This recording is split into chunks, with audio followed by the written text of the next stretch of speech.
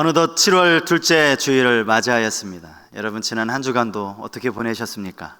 많이 힘들고 어렵지 않으셨습니까? 오늘도 거룩한 주일에 하나님 앞에 혹은 가정에서 영상으로 마음과 정성을 다해 예배한 우리 모든 성도님들 가운데 예배를 통해서 하나님이 주시는 크신 은혜와 평강이 함께 하시기를 주님의 이름으로 축복합니다.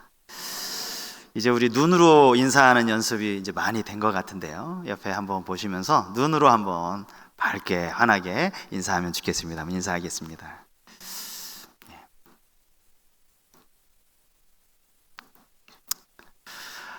한 경비업체 직원이 자신이 경비를 맡았던 주택에 침입해서 강도짓을 벌이다가 경찰에 붙잡힌 사건이 있었습니다. 이게 좀 오래전 일인데요. 인터넷에 제가 올라온 기사를 또 최근에 이번 주에 찾아보니까 그 뉴스가 여전히 남아 있었습니다. 뉴스의 이 머리 기사가 이렇게 되어 있었습니다. 경비업체 직원이 바로 생선가게 고양이였네. 고양이에게 생선가게를 맡긴 이런 꼴이 되었다는 말이죠. 뉴스를 읽어보니까 이 뉴스 안에 더 황당한 내용이 있었습니다. 1년 동안 이제 이 주인집의 경비를 담당했던 이 직원은 집을 방문할 때마다 그 주인과 함께 커피를 마시면서 참 친절한 그런 이 경비업체 직원으로 보여졌다라는 겁니다. 그러던 그가 갑자기 강도로 돌변하였다는 사실이 피해자 가족에게는 얼마나 큰 충격이었을지 이건 굳이 설명을 드리지 않아도 짐작이 가능할 것입니다. 요즘에야 강도나 절도 이런 사건들은 너무 흔해서 어디 우리 주변에서 이런 사건 벌어졌다고 뉴스에 나오지도 않을 만큼 되어버렸습니다. 일반 시민들에게야 이것이 아무렇지도 않은 뉴스거리인지는 모르겠지만 정작 그 사건을 당한 피해자에게는 이게 얼마나 큰 충격이겠습니까? 얼마나 오랫동안 트라우마로 남아 있었겠습니까?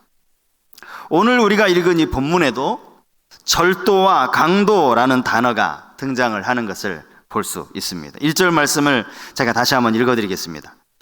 내가 진실로 진실로 너희에게 이르노니 문을 통하여 양의 우리에 들어가지 아니하고 다른 데로 넘어가는 자는 절도며 강도요. 물론 여기서 주님이 말씀하시는 이 절도나 강도는 영적인 것을 의미하는 말씀이겠죠. 우리가 보고 있는 이 개역 개정 성경에는 절도라는 우리말로 이 절도로 번역되어진 이곳이 오늘 본문밖에 없습니다. 본문 1절에 한 번, 8절에 한 번, 딱 2번 나옵니다. 헬라어 원어로 찾아보니까 이게 이제 도둑, 도적이라는 말로 번역이 될 수 있고요. 그렇게 번역된 곳은 신약성경 여러 곳에서 찾아볼 수 있기는 합니다. 도둑과 그 강도의 차이점을 여러분 아마 알고 계실 겁니다. 타인의 집에 들어가서 물건만 훔쳐오면 도둑이고요. 물건을 훔치다가 집주인을 만났든지 위협을 가했든지 또 물리적으로 협박을 했다면 그것은 이제 강도가 되는 것 아닙니까?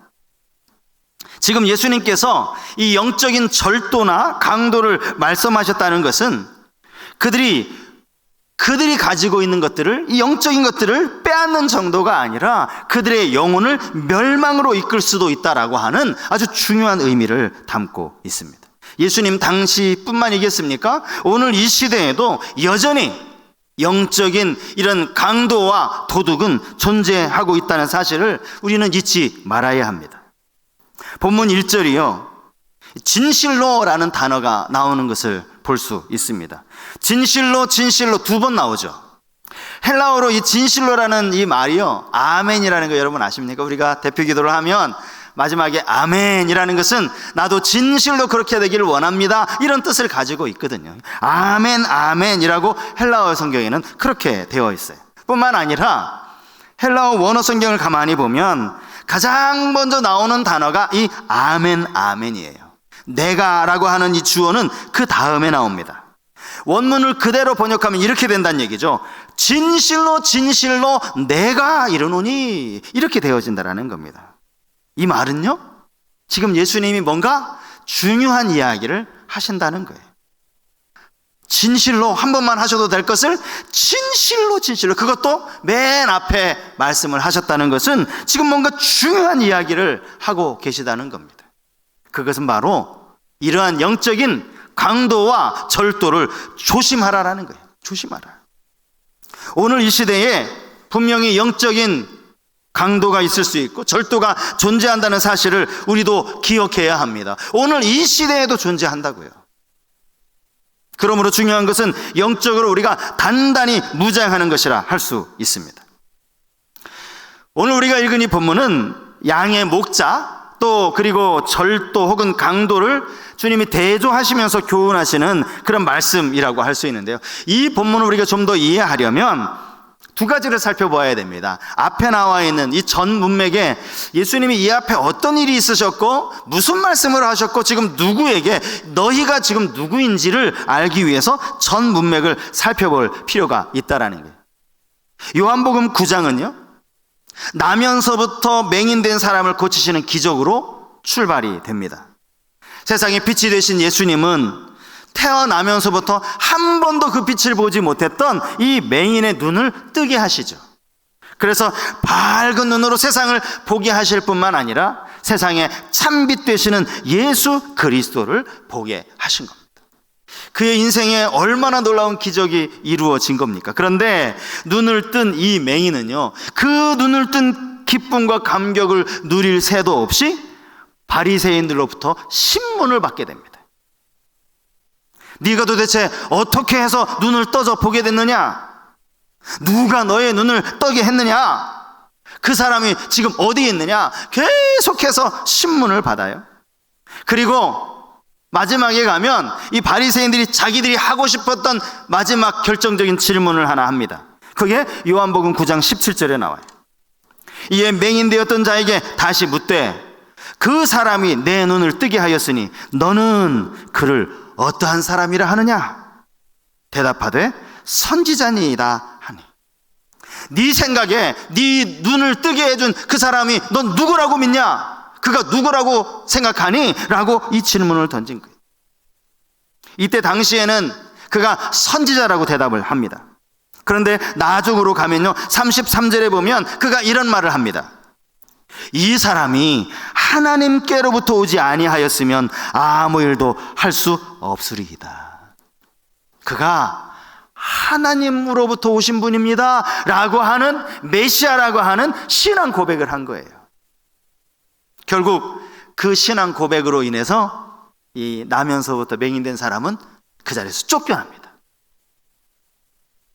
그 다음 9장 40절 말씀에 보면 이 바리새인과 예수님이 나누는 대화의 장면이 또 나옵니다.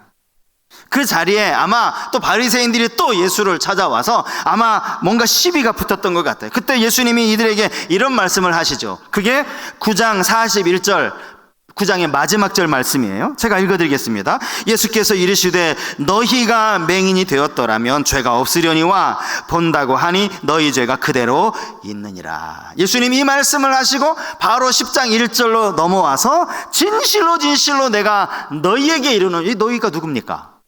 바리새인들이죠. 그죠? 앞에 대화를 하고 있던 이 바리새인들이라고 할 수 있습니다. 예수님은 지금 바리새인들을 향해서 이 비유의 말씀을 하고 계시는 겁니다. 뿐만 아니라 이 비유의 핵심은 누가 강도고 누가 목자냐 이것이라고 할 수 있습니다. 이게 이제 전문맥에 나오는 내용이라면 또 하나 본문을 이해하기 위해서 우리가 살펴볼 것은요 당시 이 팔레스틴 지방의 사람들의 생활상이라고 할 수 있습니다. 사실요 우리는 뭐 양을 잘 몰라요. 그죠? 양을 여러분 보시려면 휴가 때 강원도에나 대관령이나 가야 양을 볼 수 있지, 뭐 식당에서 양고기 먹는 거 말고는 우리가 양을 볼 일이 없죠. 그죠? 그런데 이 이스라엘은요 그 당시만 해도 뭐 지금은 또 그렇지 않겠지만 그 당시에 대부분의 사람들마다 거의 뭐 빠짐없이 모든 집에서 다 양을 키웠다고 합니다. 양을 뭐 기본적으로 한 10마리 정도 양을 키우고요 더 많이 키우는 그런 사람들도 있었고 양이 그들에게는 재산 목록이었죠. 제산이었을 뿐만 아니라 겨울에는 여러분 그 양털을 깎으면 그게 뭡니까? 겨울을 따뜻하게 보낼 수 있는 아주 이 보온 효과가 있는 것 아니겠습니까? 그렇게 양을 아주 소중하게 생각을 하고 제산처럼 여겼는데, 문제는 뭐 한 10마리 양을 키우는데 양의 우리를 만들 수가 없는 거예요. 개인이 양의 우리를 다 가지고 있지 않았다라는 거죠.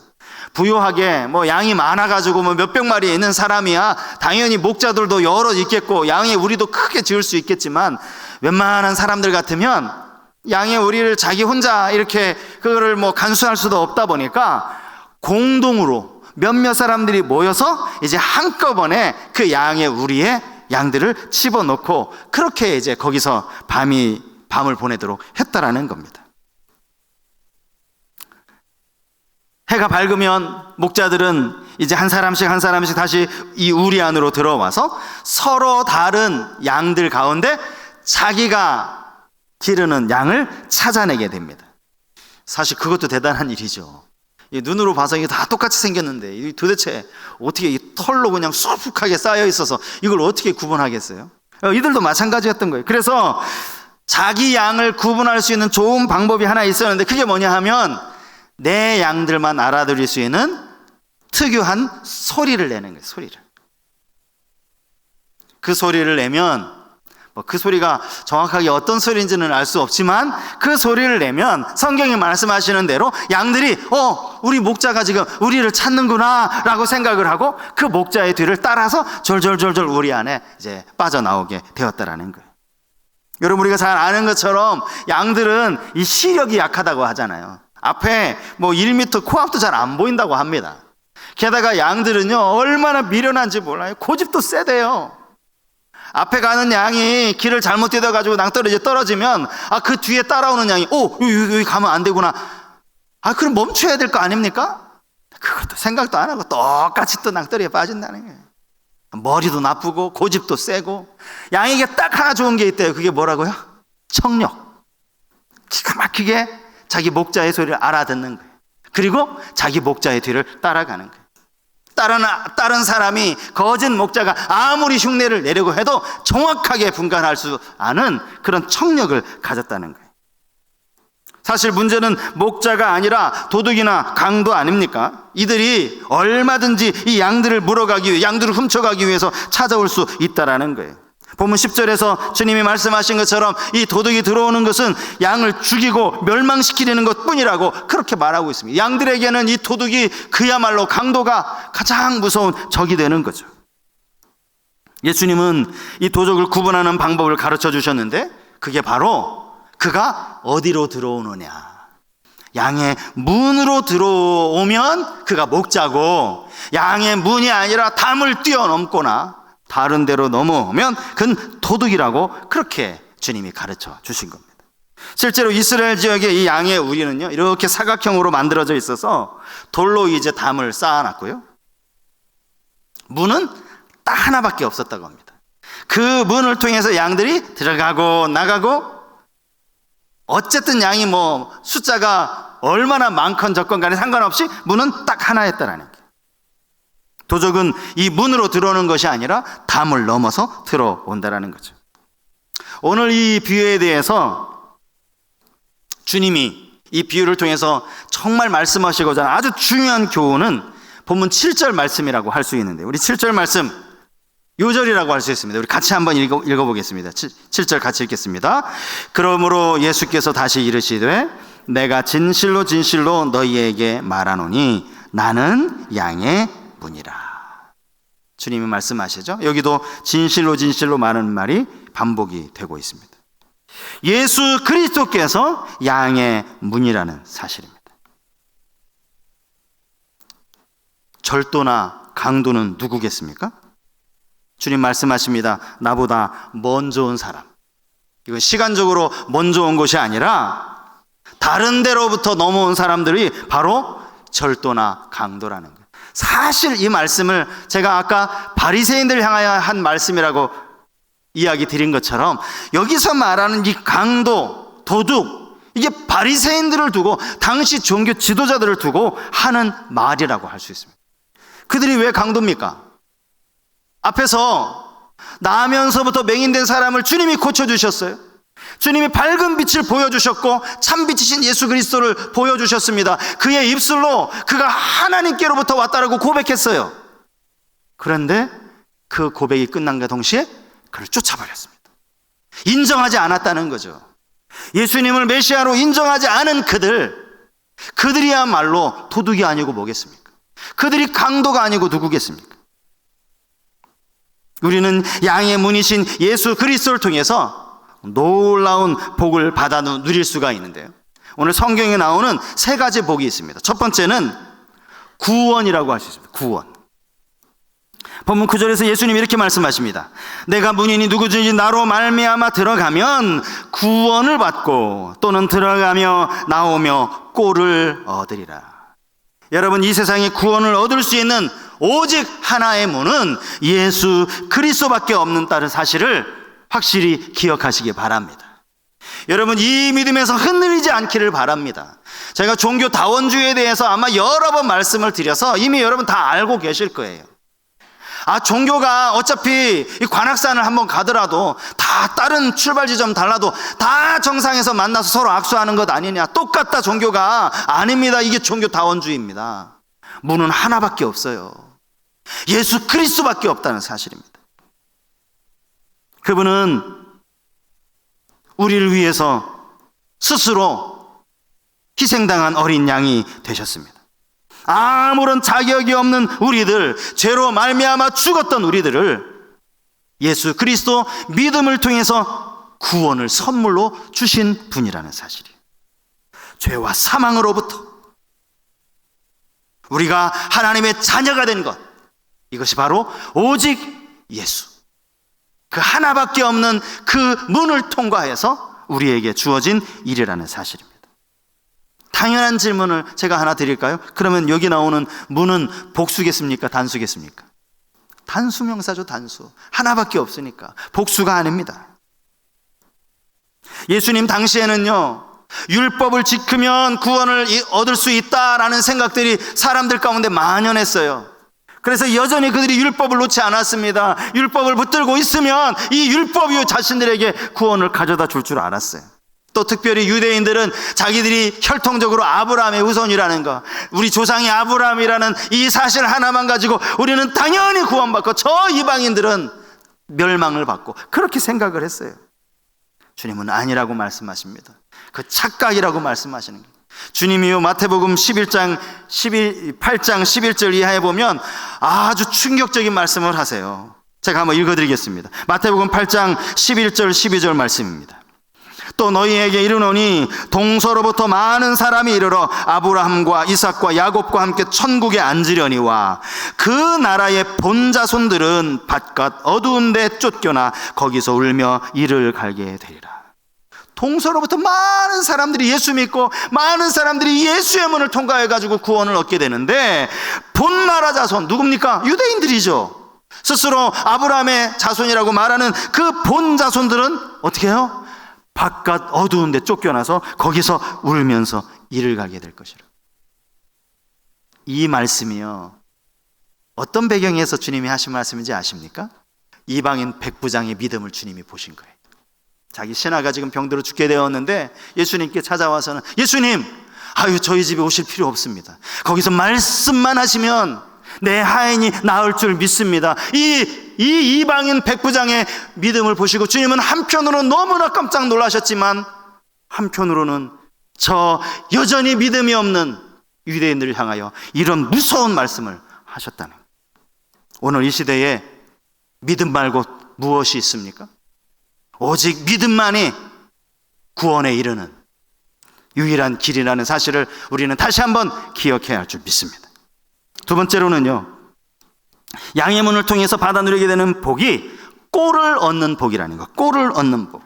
들어가며 나오며 꼴을 얻으리라 라는 말씀이 주님이 하신 말씀이지 않습니까? 여기 이 꼴이라는 이 말은 예수님을 통해서 얻게 되는 영적인 복뿐만 아니라 그 외에 우리에게 필요한 모든 복을 의미하는 그런 말씀이라고 할 수 있어요. 어느 주석을 제가 찾아보니까 이 구절을 이렇게 이제 설명을 하고 있었습니다. 그리스도의 신자는 그의 안에서 얼마든지 자유롭게 신령한 양식을 섭취할 수 있다. 그리고 그의 주시는 양식은 영원한 만족을 준다. 땅에 속한 모든 것은 인간이 가져볼수록 더 많이 가지고 싶다. 그것들로서는 인간의 갈증을 멈출 수 없다. 그것으로 만족하려는 자는 소금물을 마셔서 갈증을 없애려는 것과 같다. 그것은 마시면 마실수록 갈증이 더 심하여질 뿐이다. 그러나 그리스도 안에서 발견되는 꼴은 먹는 자마다 영원한 만족을 얻어서 모든 다른 것들을 진토와 같이 여기게 된다. 세상의 것들이 뭐가 같다라는 겁니까? 너무 갈증 날 때 여러분 소금물 한번 드셔보셨어요? 오히려 더 갈증이 생기는 거예요. 분명히 물은 마셨는데 더 갈증이 나는 거예요. 이 세상의 것들이 그렇다는 겁니다.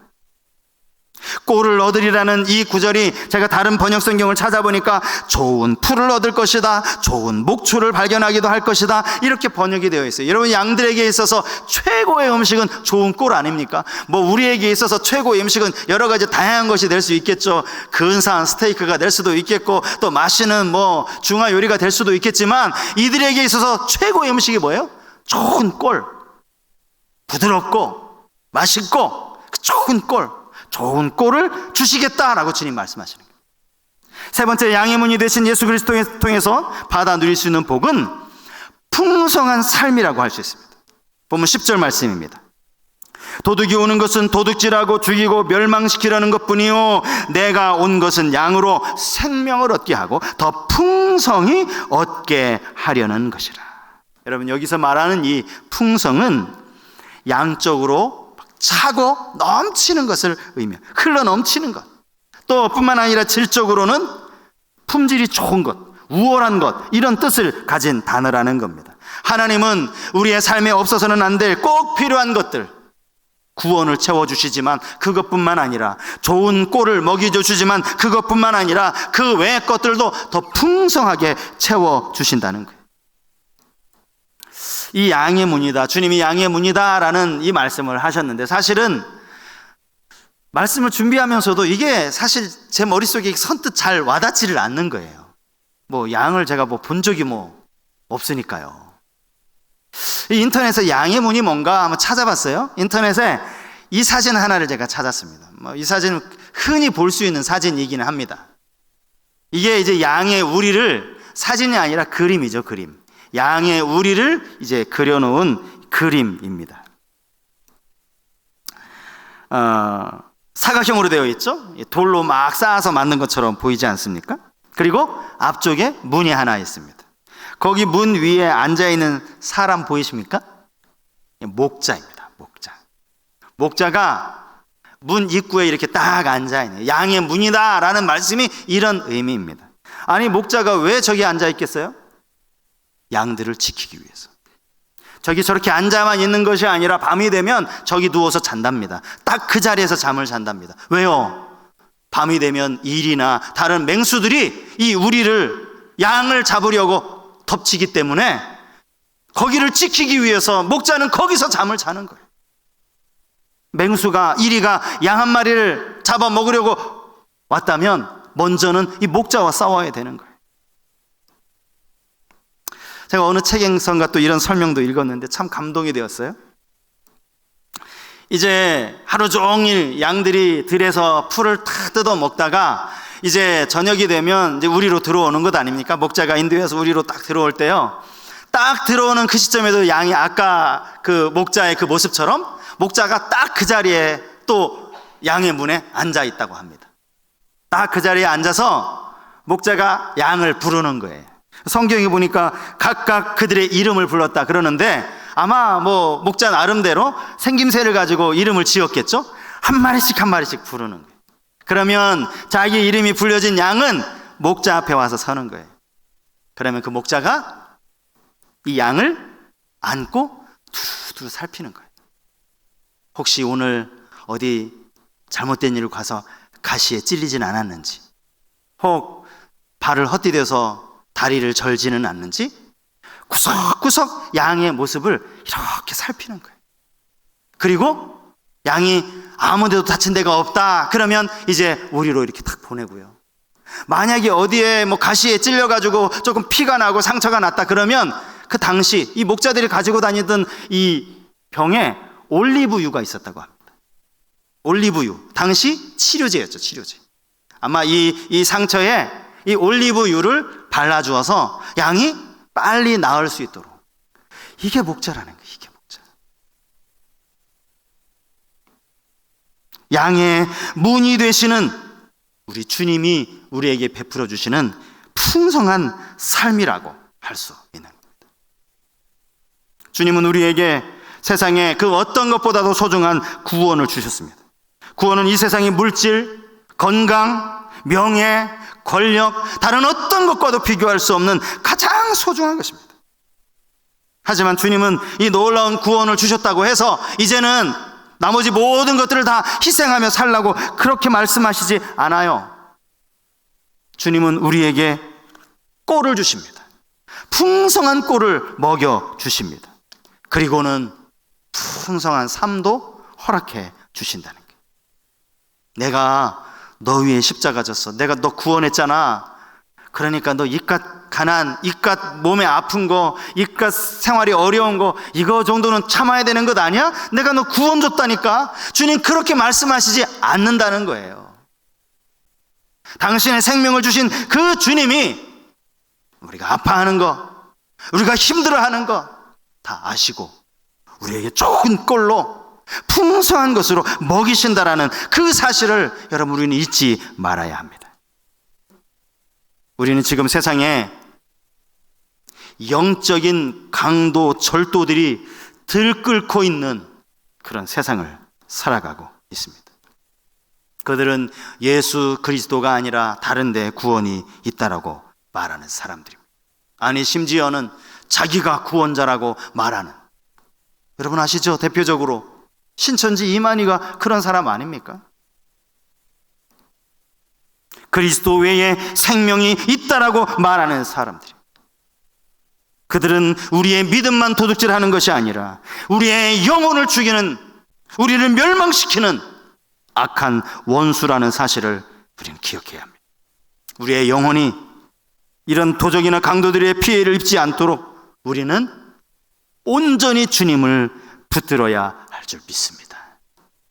주님이 우리의 양의 문이 되어 주셔서 우리를 사랑하시기 때문에 그 주님을 붙드는, 그리고 이 예수 그리스도를 아직도 알지 못하는 이들에게 증거하는, 도적대들이 그들을 먼저 덮치기 전에 그들을 주님의 양으로 인도하는 우리 모두가 되어야 할 줄 믿습니다.